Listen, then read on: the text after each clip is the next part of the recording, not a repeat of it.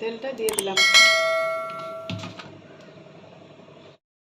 কেটে রাখা সবজিগুলো কড়াইয়ের মধ্যে দিয়ে দিলাম।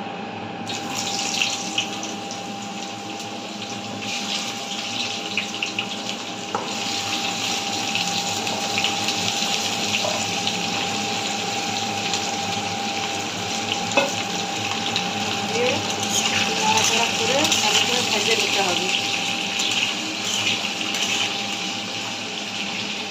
ভালো করে লাল লাল করে ভেজে নিতে হবে। হালকা একটু নুন দিয়ে দিই, নুনটা দিলে একটু মজে যাবে, ভালো তাড়াতাড়ি ভাজা হয়ে যাবে। একটুখানি হালকা হলুদ দিয়ে দিলাম।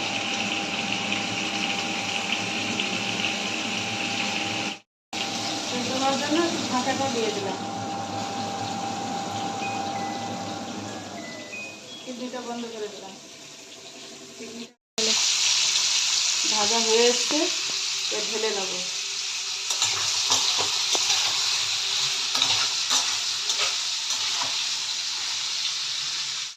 ঢেলে নিচ্ছি, ভাজা হয়ে গেছে, ঢেলে নেব।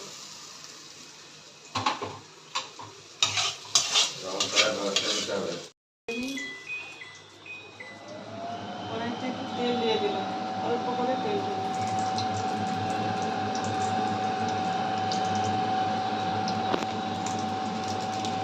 একটা তেজপাতা দেবো।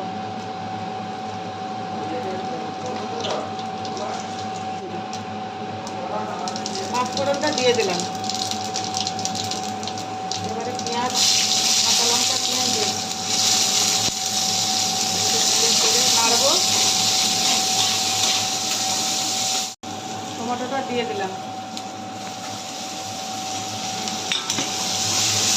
দিয়ে একটু নাড়াচাড়া করবো।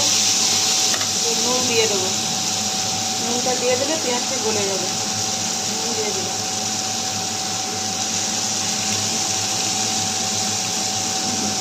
হলুদও দিয়ে দিলাম। লঙ্কা গুঁড়ো দিয়ে দিলাম।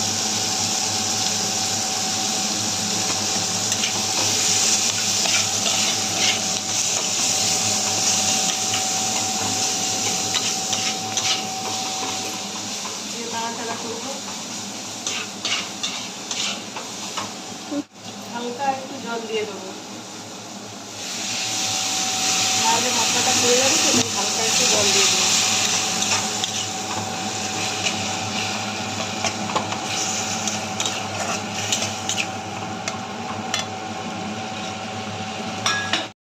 সবজিটা ঢেলে দিলাম। নাড়াচাড়া করবো, একটু নাড়াচাড়া করতে হবে। মশলাটা যাতে মিশে যায়, একটু ভালো করে নেড়ে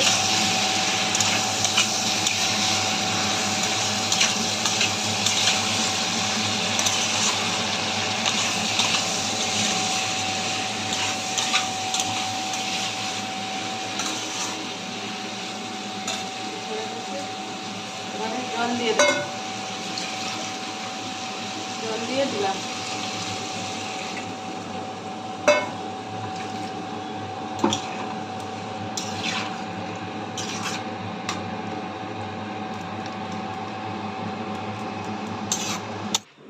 জল দিয়ে দিয়েছি, এবার সবজিটা একটু ঢাকা দিয়ে দেবো সিদ্ধ হওয়ার জন্য।